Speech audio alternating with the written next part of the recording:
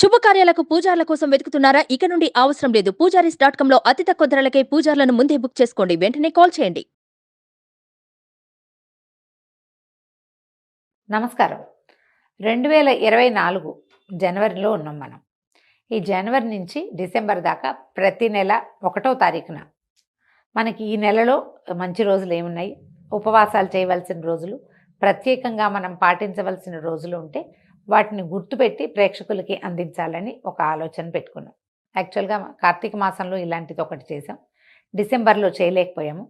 ఈ జనవరి నుంచి ఈ సంవత్సరం అంతా ప్రతి నెల మీరు గుర్తుపెట్టుకుని ఈ రోజున ఏకాదశి, ఈ రోజున సంకటహర చతుర్థి, ఈరోజు మహాశివరాత్రి, ఈరోజు పౌర్ణమి, ఇట్లా వరుసగా తిథుల ప్రకారం ముఖ్యమైన రోజుల్ని గుర్తుపెట్టి అందించాలని అనుకుంటున్నాము. సో జనవరి 1 నుంచి మొదలు పెట్టుకుందాం. జనవరి 1వ తేదీ ఏమైంది? మార్గశిర బహుళ పంచమి.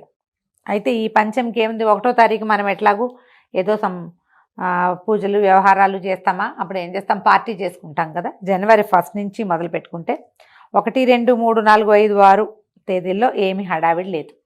7వ తేదీ ఆదివారం నాడు గుర్తుపెట్టుకోండి, 7th ఏకాదశి. ఇప్పుడు మనము డిసెంబర్లో ఏం చేస్తాం, ముక్కోటి ఏకాదశి చేసుకుంటాం. తర్వాత ఏకాదశి నాడు ఉపవాసం ఉండాలన్నా, లేదా వెజిటేరియన్ భోజనమే చేయాలి అన్నా కూడా, నాన్ వెజ్ తినకూడదు అలాంటి భావాలున్నా, ఉల్లిపాయ తినద్దనే భావాలున్నా, ఉపవాసం ఉండదలుచుకుంటే అది అలాంటి భావాలు ఉండేవాళ్ళు జ్ఞాపకం పెట్టుకుంటే సరిపోతుంది. 7వ తారీఖు ఏకాదశి వచ్చింది చూడండి, 7th ఏకాదశి. మన దగ్గర పెద్ద క్యాలెండర్ ఉంటే డేట్స్ ప్రకారమైనా మీరు 7th ఒక రౌండప్ చేసుకుంటే ఈరోజు భోజనం చేయకూడని రోజు, లేదా ఏదైనా ఇతరత్ర పనులు కొన్ని చేయకూడనివి మీ నియమం ఉంటే అది గుర్తుపెట్టుకోవటానికి అనమాట. అక్కడి నుంచి 7 తర్వాత 8, 9, 10 లేదు. ఈ 10వ తారీఖు బుధవారం నాడు మాస శివరాత్రి ఉన్నదండి. ఈ మాస శివరాత్రి రోజున మనం ఇంట్లో ఏమీ చేసుకోలేకపోయినా శివాలయానికి తప్పకుండా వెళ్ళవలసిన రోజు రౌండప్ చేసి పెట్టుకోండి. 10వ రోజు, ఈ 10వ తారీఖు జనవరి 10న మనం శివాలయ దర్శనం చేస్తే శివ దర్శనము మాస శివరాత్రి నాడు చాలా మంచిది.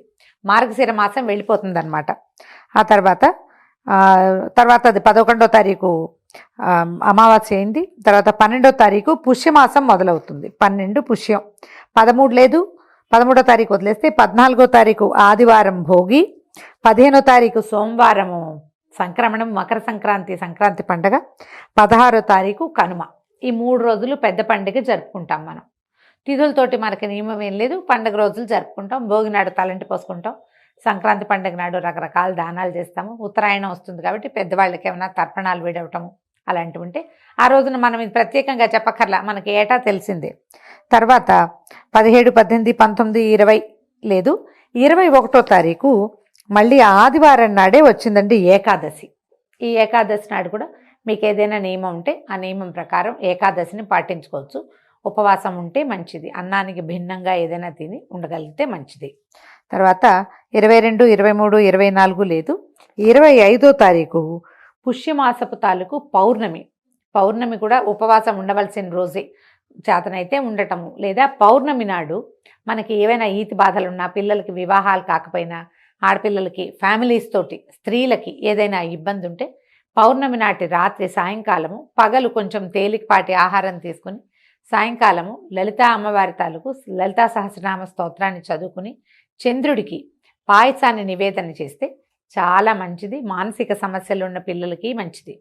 వివాహంలో ఏదైనా సమస్యలు ఎదుర్కొంటున్న ఆడపిల్లలు కూడా చాలా మంచిదండి. దీని మీద ఒక ప్రత్యేకమైన వీడియో కూడా ఉంది, అది కూడా మీరు చూడొచ్చు, కుదిరితే చేసుకోవటము. తర్వాత 26, 27 పుష్యపాడ్యమిని గురించి ఏదో చెప్తున్నారు ప్రత్యేకంగా. 27, 28 లేదు. 29వ తారీఖు జనవరి 29న సంకటహర చతుర్థి.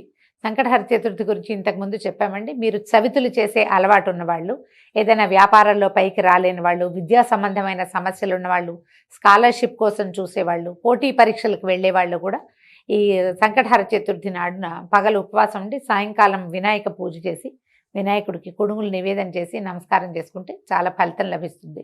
దేవాలయ దర్శనం కూడా చేసుకోవచ్చు, మీ అవకాశాలను బట్టి చేయొచ్చు. 30, 31 ఇంకా ఇందులో మనకి ఏంటంటే ఈ 26వ తారీఖు గణతంత్ర దినోత్సవం కదా, ఏమన్నాలి దాన్ని, రిపబ్లిక్ డే రోజు నుంచి మనకి 26, 27, 28 వరుసగా సెలవులు కూడా వస్తాయి. అవకాశం ఉన్నవాళ్ళు సెలవులు యూటిలైజ్ చేసుకుంటారనుకోండి. ఈ ముఖ్యమైన పర్వదినాల్లో పాటించవలసిన నియమాలు అవి ఏమైనా ప్రత్యేకంగా చేయగలిగితే మంచిది.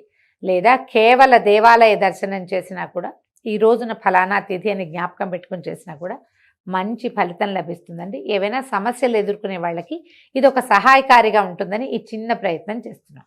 నమస్కారం.